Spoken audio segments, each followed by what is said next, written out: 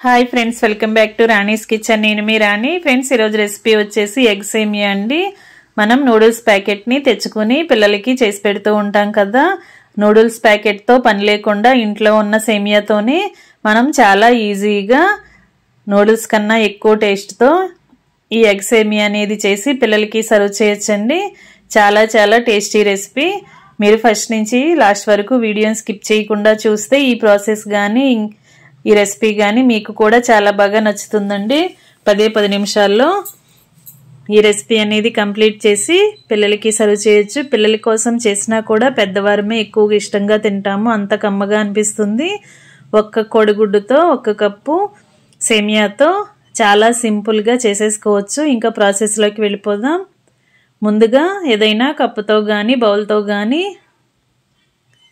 ఇలా measuring cup కానీ bowl కానీ తీసుకుని సేమియా తీసుకుని ఒక గిన్నెలోకి వేసుకోండి.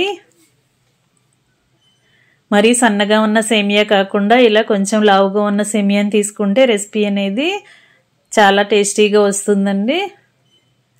గిన్నెలోకి వేసుకున్నాం కదా. మనం ఏ బౌల్తో అయితే కొలిచి సేమియాని తీసుకున్నామో అదే బౌల్తో 1 కప్పు సేమియాకి 1 కప్పు వాటర్ని తీసుకుని గిన్నెలోకి వేసుకోండి. 1 టేబుల్ స్పూన్ ఆయిల్ని కూడా వేసి ఈ గిన్నెను స్టవ్ మీద పెట్టి సేమియాని ఉడికిద్దాం.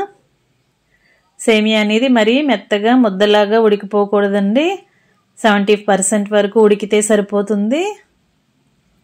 వాటర్ అనేవి ఎక్కువగా వేయొద్దు. నేను చూపించిన కొలతతో మాత్రమే వేసుకున్నట్లయితే సేమియా అనేది పర్ఫెక్ట్గా ఉడుకుతుంది. లేదంటే మరీ పేస్ట్ లాగా ముద్దలాగా అయిపోతాయండి. రెసిపీ అనేది తింటున్నప్పుడు అంత టేస్టీగా రాదు. ఇలా ఉడికించిన సేమియాని ఒక గిన్నెలోకి తీసుకుని స్ట్రైనర్తో వడగట్టండి.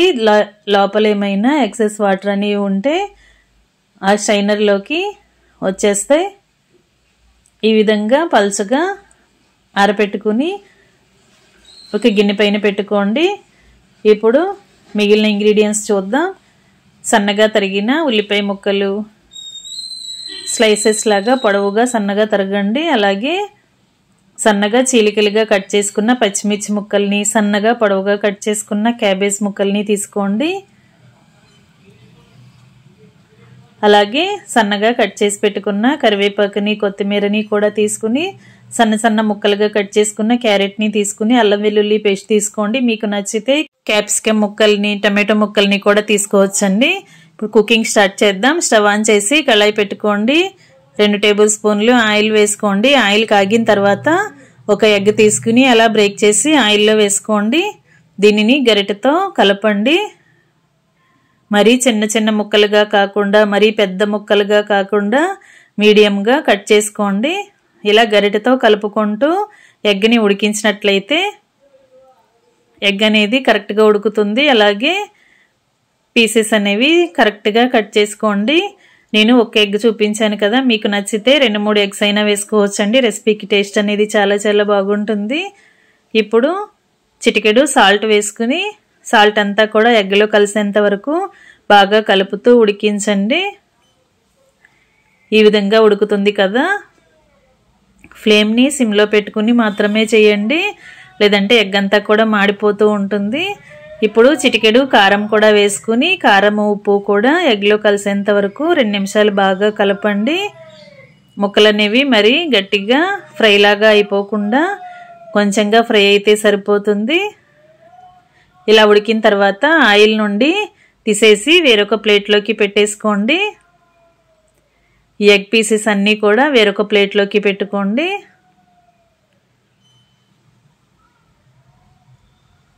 ఫ్రెండ్స్, ఛానల్ని ఫస్ట్ టైం చూస్తున్న వారు సబ్స్క్రైబ్ చేసుకుని పక్కనే ఉన్న బెల్ బటన్ క్లిక్ చేయటం మాత్రం మర్చిపోకండి. నేను పెట్టబోయే రెసిపీస్ అన్నీ డైలీ మీ ఫోన్కి నోటిఫికేషన్కి వస్తాయి. ఓపెన్ చేసి చూడండి.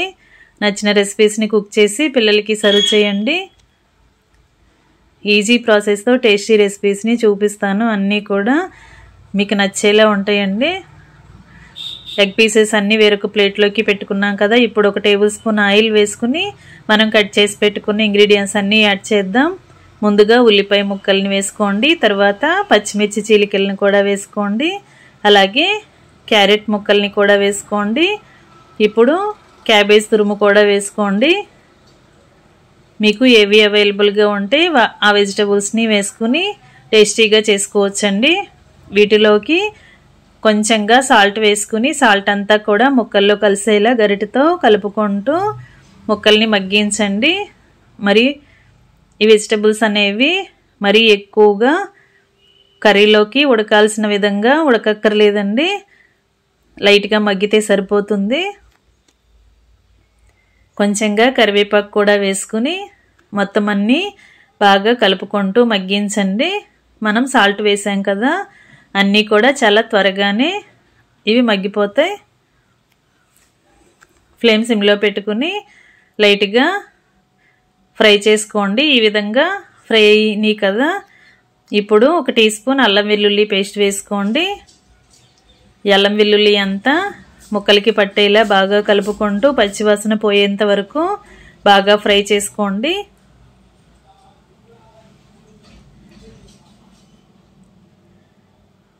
ఫ్రెండ్స్, ఎప్పుడు మనం నూడిల్స్ చేసుకుంటూ ఉంటాం, కానీ ఒకసారి ఇలా సేమియాతో నూడిల్స్ లాగా చేసి పెట్టండి. పిల్లలకి చాలా చాలా నచ్చుతుందండి. ఎక్కువగా కూడా ఈ రెసిపీని చేసుకుని తినాలి అని అనిపిస్తుంది, అంత టేస్టీగా ఉంటుంది. ఉల్లిపాయ ముక్కలన్నీ కూరగాయ ముక్కలన్నీ బాగా మగ్గిన తర్వాత 1 teaspoon green chilli sauce వేసుకోండి, 1 టీ స్పూన్ టొమాటో సాస్ వేసుకోండి, కొంచెంగా సోయా సాస్ కూడా వేసుకోండి. ఇవన్నీ కూడా ముక్కలకి బాగా పట్టించండి కలుపుకుంటూ. ముందుగా ఉడికించి వడగట్టి పెట్టుకున్న సేమియాలన్నీ కూడా అలా కళాయిలో వేసేసుకుని పొడి పొడిగా గరిటెతో కలుపుకుంటూ విడివిడిగా చేసుకోండి. ఈ విధంగా మనం ఆయిల్లో వేసిన వెంటనే సేమియా అన్నీ కూడా విడివిడిగా వచ్చేస్తాయండి, ముద్దలాగా లేకుండా ఇలా విడిగా వచ్చేస్తాయి. గరిటెతో కలుపుకొని ముందుగా ఉడికించి పక్కన పెట్టుకున్న ఎగ్ పీసెస్ అన్నీ కూడా వేసుకోండి. ఇప్పుడు 1 టీ స్పూన్ ధనియాల పొడిని, 1 పావు టీ స్పూన్ జీలకర్ర పొడిని, 1 టీ స్పూన్ గరం మసాలా కూడా యాడ్ చేసుకోండి. ఇవన్నీ కూడా సేమియాకి పట్టేలా బాగా కలపండి. ఈ రెసిపీ అనేది చిన్నపిల్లలకే కాదండి, పెద్దవారికి కూడా చాలా నచ్చుతుంది. మీరు ఒక్కసారి ఖచ్చితంగా నేను చూపించిన ప్రాసెస్తో వండి చూడండి, చాలా టేస్టీ రెసిపీ అండి. 10 నిమిషాల్లో చేసేసుకోవచ్చు. చివరిగా కొత్తిమీరను కూడా వేసుకుని మొత్తం అంతా కూడా బాగా కలుపుకుని 2 నిమిషాలు బాగా ఫ్రై చేయండి. ఒక్కసారి రెసిపీని టేస్ట్ చూసుకోండి. సాల్ట్ కానీ మసాలాలు కానీ మీ టేస్ట్కి తగ్గట్టుగా లేకపోతే యాడ్ చేసుకుని బాగా కలుపుకొని ఇలా 2 నిమిషాలు బాగా ఫ్రై చేసుకుని స్టవ్ ఆఫ్ చేసుకోండి. ఇంకా వేడివేడి ఎగ్ సేమియా రెడీ అయిపోయిందండి. చాలా టేస్టీ రెసిపీ, మీరు అందరూ ఖచ్చితంగా ట్రై చేసి చూడండి, అందరికీ నచ్చేలా ఉంటుంది. నేను చూపించిన ప్రాసెస్తో కరెక్ట్గా వండి చూడండి, అందరికీ కూడా నచ్చుతుంది. చివరిగా నిమ్మరసంతో సర్వ్ చేసుకోవటమే. రెసిపీ నచ్చినట్లయితే లైక్ చేయండి, ఛానల్ని సబ్స్క్రైబ్ చేసుకుని పక్కనే ఉన్న బెల్ బటన్ క్లిక్ చేయటం మాత్రం మర్చిపోకండి. నేను పెట్టబోయే రెసిపీస్ అన్నీ డైలీ చూడండి. నచ్చిన రెసిపీస్ని కుక్ చేసి సర్వ్ చేయండి. నిమ్మరసంతో అయినా సర్వ్ చేసుకోవచ్చు, లేదంటే డైరెక్ట్గా ఎలా అయినా తినొచ్చండి. నేను చూపించిన విధంగా ఇంగ్రీడియంట్స్ అన్నీ కూడా యాడ్ చేసి చెప్పిన ప్రాసెస్ని ఫాలో అవుతూ చేశారంటే మీ అందరికీ కూడా ఈ రెసిపీ కరెక్ట్గా పర్ఫెక్ట్గా వస్తుంది. టేస్ట్ అనేది చాలా చాలా బాగుంటుందండి. చివరిగా నిమ్మరసంతో సర్వ్ చేసుకోవటమే. మరొక రెసిపీతో మళ్ళీ కలుద్దాం. Thanks for watching. నేను మీ రాణి.